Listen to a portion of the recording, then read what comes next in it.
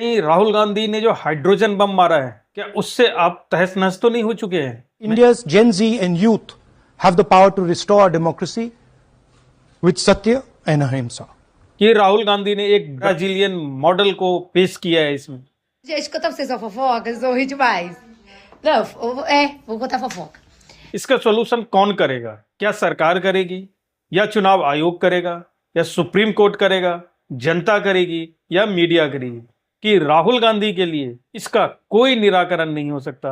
मतलब ये वोट चोरी का जो मुद्दा है उसका निस्तार राहुल गांधी के लिए किया नहीं जा सकता है। कांग्रेस पार्टी कुछ भी कर सकती है, क्योंकि कांग्रेस की नींव ही विदेशियों ने रखी थी और इनके जो सपोर्टर हैं वो जहां भी मिलते हैं उनसे बहस ना करें, इसको दुत्कार के अपने सामने से भगाएं।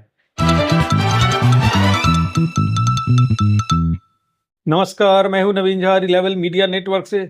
दोस्तों, क्या आपका वोट चोरी तो नहीं हो गया है, या कहीं राहुल गांधी ने जो हाइड्रोजन बम मारा है क्या उससे आप तहस नहस तो नहीं हो चुके हैं? मैं ऐसा क्यों कह रहा हूं, इसके क्या कारण है और आगे क्या होने वाला है, आइए इस पे थोड़ी बात करते हैं। तो अगर आपने अभी तक चैनल को सब्सक्राइब नहीं किया है तो कर लीजिए और वीडियो को लाइक और शेयर करना ना भूलना। दोस्तों, राहुल गांधी ने जो हाइड्रोजन बम मारा है ये तो आप लोगों ने देखा ही होगा। ये पीपीटी पार्ट 2 था उनका, पहले भी पीपीटी दिखाया था और इस बार पीपीटी में तो उसने कमाल ही कर दिया।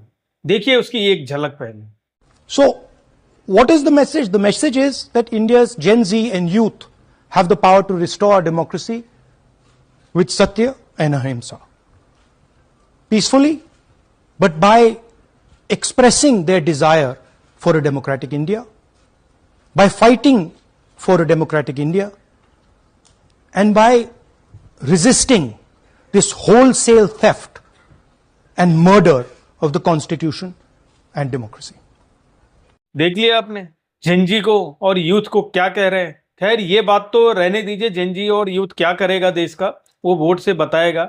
लेकिन ये एक नई बात इसमें क्या हुई है कि राहुल गांधी ने एक ब्राजीलियन मॉडल को पेश किया है इसमें, और वो ब्राजीलियन मॉडल के नाम से कितने वोटर कार्ड बने हुए हैं इसका जिक्र किया है।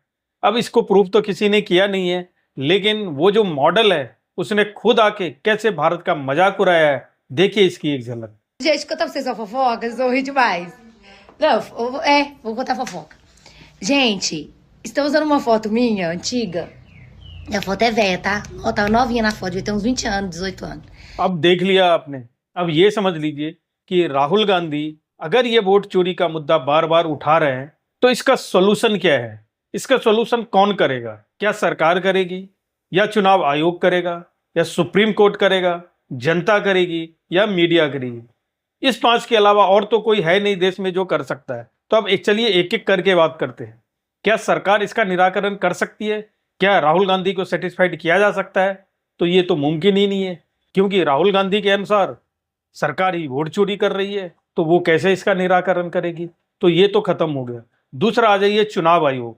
चुनाव आयोग कर सकता है, लेकिन राहुल गांधी का कहना है कि चुनाव आयोग ही बीजेपी के साथ मिलकर वोट चोरी करवा रहा है, तो वो कैसे कर सकता है? उसकी बातों पे राहुल गांधी को भरोसा कैसे हो सकता है? तो ये भी बात खत्म हो गई। तीसरा नंबर आता है सुप्रीम कोर्ट का। सुप्रीम कोर्ट बिल्कुल कर सकता है, लेकिन सुप्रीम कोर्ट में अगर आप जाते हैं तो ऐसी बातों से तो काम बनेगा नहीं। वहां पे तो प्रूफ के साथ, फैक्ट के साथ जाना पड़ेगा, जो शायद राहुल गांधी के पास है या नहीं है ये समझ नहीं आ रहा है। क्योंकि अगर ये सारे प्रूफ होते इनके पास तो सुप्रीम कोर्ट जाते। पिछली बार गए भी थे, लेकिन सुप्रीम कोर्ट में मुंह की खानी पड़ी, तो इसलिए वो सुप्रीम कोर्ट नहीं जाएंगे, सिर्फ यहीं पे रहेंगे। तो अब बच गए 2 और, कौन से? एक तो बच गई भारत की जनता और दूसरा बच गया मीडिया। तो क्या मीडिया इसका निराकरण कर सकता है? मीडिया के हाथ में है क्या? लेकिन राहुल गांधी मीडिया के थ्रू इस बात को देश से लेकर पूरी दुनिया में फैलाना चाहते हैं, और मीडिया ये काम बखूबी कर रहा है, लेकिन उससे निराकरण नहीं होगा। इन बातों को फैलाया जा सकता है। 5वां, भारत की जनता। तो भारत की जनता बखूबी कर सकती है आपको वोट देके, यानी कि राहुल गांधी को वोट देके। लेकिन राहुल गांधी को मान लीजिए जनता ने वोट दे भी दिया तो वोट चोरी तो बीजेपी कर लेगी, इलेक्शन कमीशन कर लेगा, फिर क्या होगा?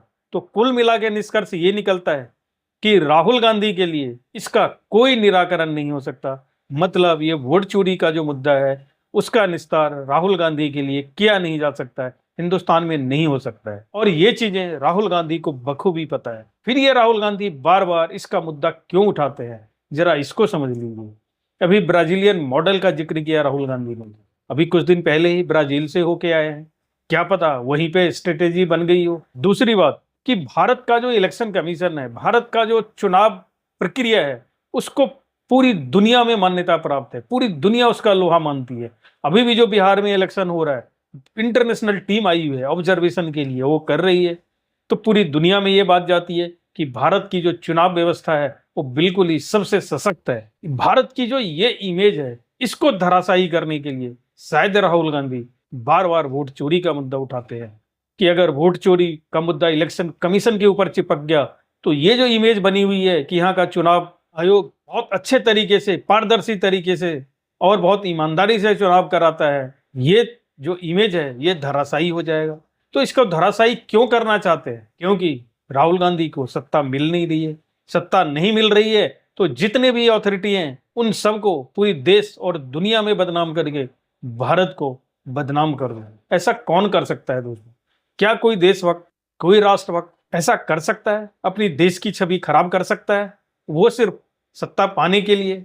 लेकिन कांग्रेस पार्टी कुछ भी कर सकती है, क्योंकि कांग्रेस की नींव ही विदेशियों ने रखी थी। जिस अंग्रेज के खिलाफ भारत की लड़ाई थी, उसी अंग्रेज ने कांग्रेस पार्टी का गठन कर दिया था। और तब से ये कांग्रेस पार्टी देश हित में तो कम से कम मुझे नहीं लगता कि सोचती है। और ये परंपरा राहुल गांधी बखूबी निभा रहे हैं। तो दोस्तों, जो राष्ट्रभक्त हैं, जो देश हित की बात करते हैं, उनको इनसे बच के रहने की जरूरत है।